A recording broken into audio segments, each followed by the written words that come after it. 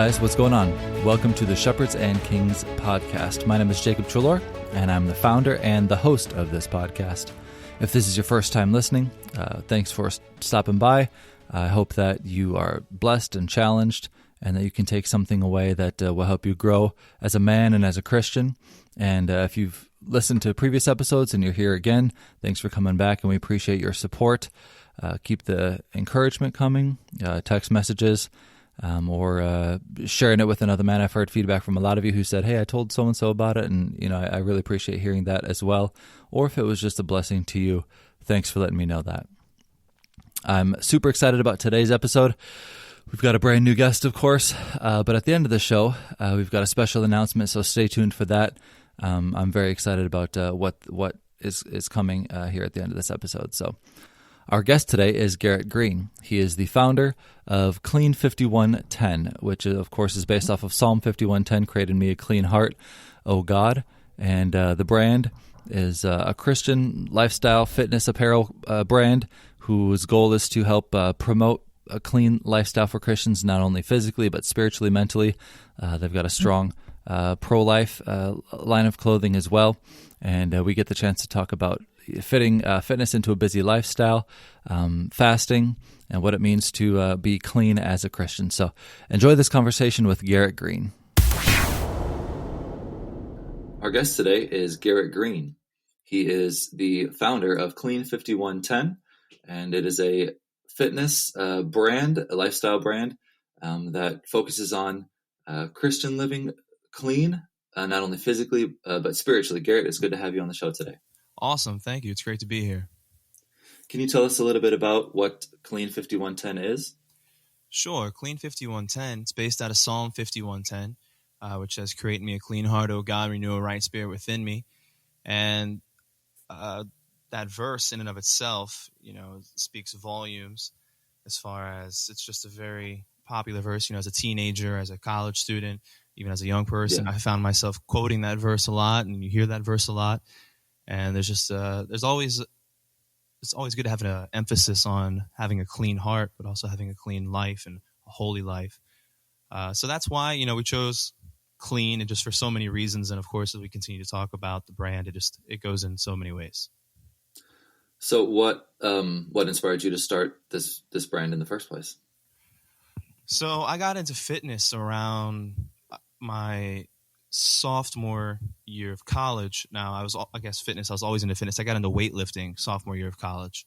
And was it like sport related, or, you were trying to get in better shape or something? It was fun. I had a roommate, his name was, he's Fred Eskridge. He played around with, bodybuilding. He never actually went pro, but he was, amateur bodybuilder, had a show. Sure. He was big into it. And then he got, saved, life changed. We were roommates in college, and, seeing him walk around, seeing him be big, seeing him flex in front of the mirror. Yeah. Like, oh man, that's just pretty cool. And, I'm 18, 19, like suddenly I have new goals in life, and I want to hit the gym, and I want to be big. I don't want to be scrawny. As a senior in high school, I was a runner. And so, when I graduated high school, I weighed about 165. And when I finished college, I weighed 220. So it's a big transformation there. But, I started lifting weights, and I, started meeting or strengthening friendships, relationships, going to the gyms with some guys and just working out. And as you get into lifting, there's, it has its culture. Everything you do has a culture. Sure. And one of the big things with lifting and fitness, especially now in our Instagram, YouTube days, everybody's associated with the logo on their t-shirt, and it's something, one small thing, one little extra things that helps motivate you when you're in the gym. And I wanted that representation. I wanted that family to be a part of. I wanted to represent a brand. I wanted to be a part of that community. I wanted to say, team, whatever. And I had been searching. I searched for years, and I applied and I got accepted. And then I just decided this isn't good for me because I didn't like the values that these companies represented. I didn't like the things that they stood for. I just, especially, wanting to be involved with youth and wanting to be involved in churches and lead churches and just, have a life for God.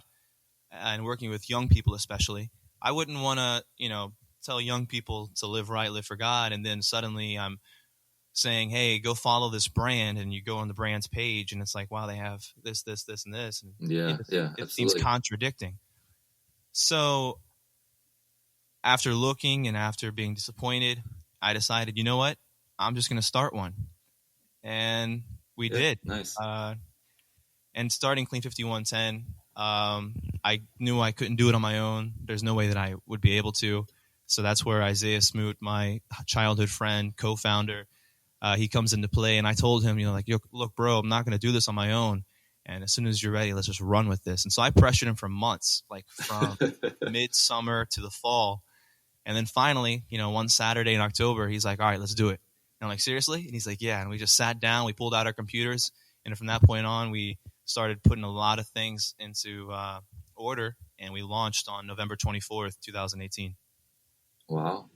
That's awesome. So you talked a little bit about like the culture of, maybe bodybuilding or weightlifting.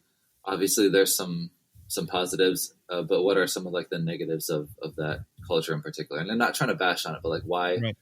What turns you off to that besides some of the brands? For sure. So some of the negatives of a weightlifting culture, at the very first and foremost, is vanity. Sure. You can easily get carried away with it.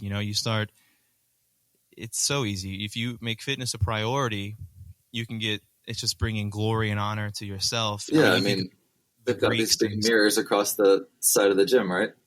Exactly. Now we try to say that's to help us with our form, but at the same time, it has some multiple purposes there. Right.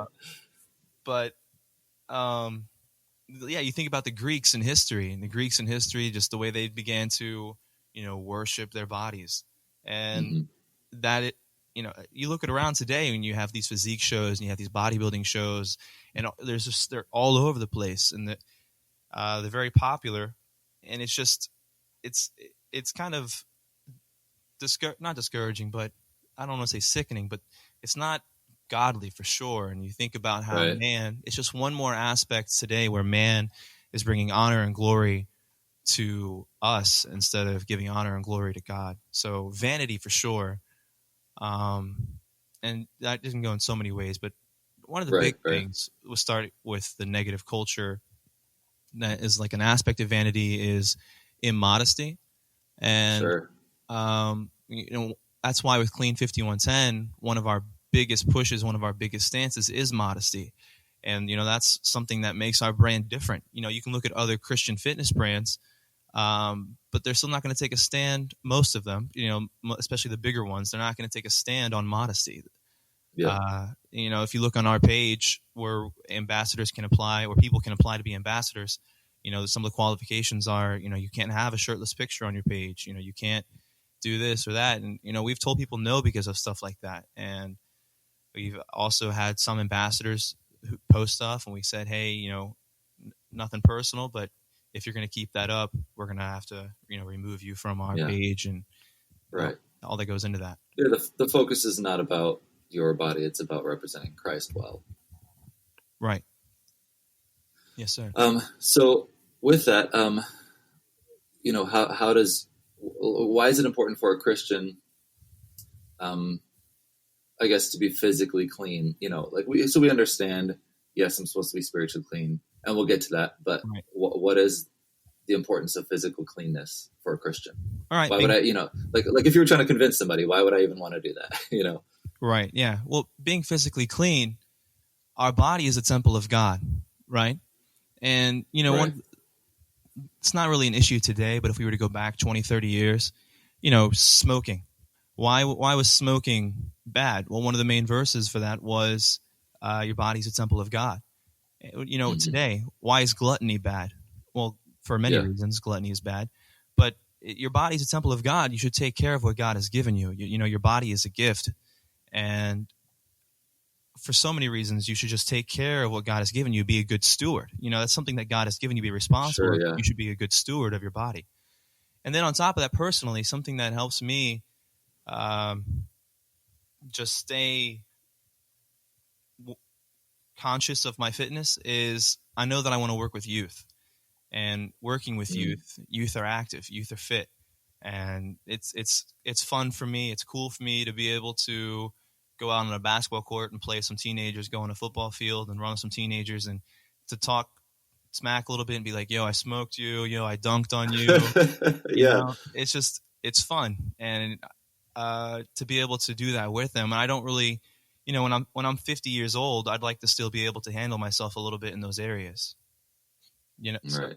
I definitely feel the same way. I have 2 kids, and that's one of the reasons, again, I'm not like, crazy in shape, but I try to play basketball and I lift weights and I run sometimes. And most of that has to do with knowing that I'll eventually have to work really hard to keep up with my kids, Right. Yes, sir.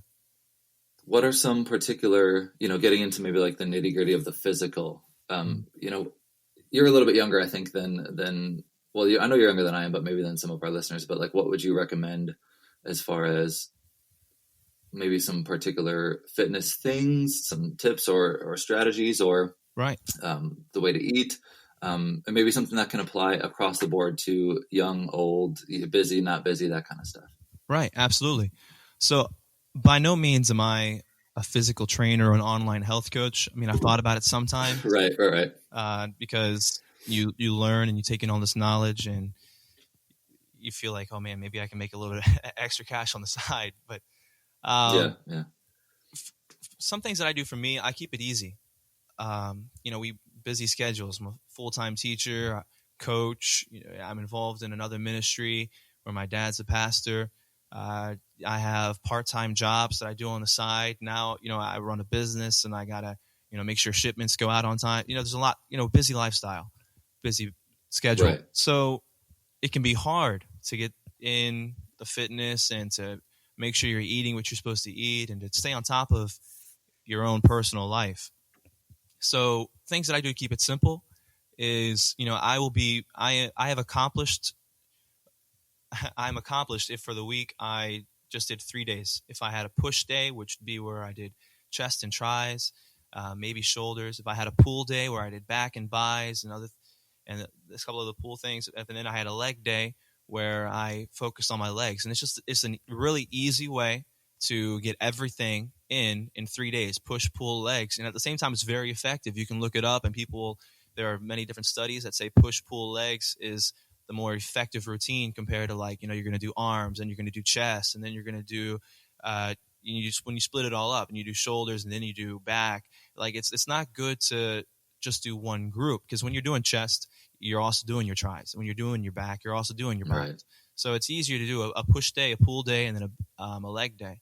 And at the same time, it's easier for your schedule. You can get it, it's much easier to say, I can work out 3 days this week for 45 minutes than it is to say I can work out 5 days this week for 45 minutes. And often, sometimes you might go over to an hour, but it's easier to get 3 and then compared to 5. And then when it comes to dieting, something that I have found just easy and very effective is intermittent fasting. And people are like, easy. How is it easy to, to avoid food in the morning and avoid food at night, to eat just in that 8 hour window? The reason why it's easy is because when you're intermittent fasting, you should have an idea of what you're intaking, but it kind of does the work for itself to where, when I did it in the past, I didn't necessarily track my macros, which, some people that really get into fitness and, like bodybuilders, for instance, they really get into tracking their macros and make sure they get their proteins, make sure they get their carbs, make sure they get their fats. And, every single time they their calorie counter out and they're tracking everything. And they literally have a logbook where they're doing all this math. And I'm like, man, that's not for me. That's not it. So intermittent fasting. I'm too busy for that. Exactly. But with intermittent fasting, there's a lot. I like the studies of fasting, because sometimes we can give ourselves excuses for fasting spiritually, but physically there are a lot of physical benefits of fasting. Sometimes health people, they have different schedules where they'll go a week and then one day that week they'll fast, because in that fast it helps them burn all that fat. I mean, I'm sure you've heard stuff like breakfast.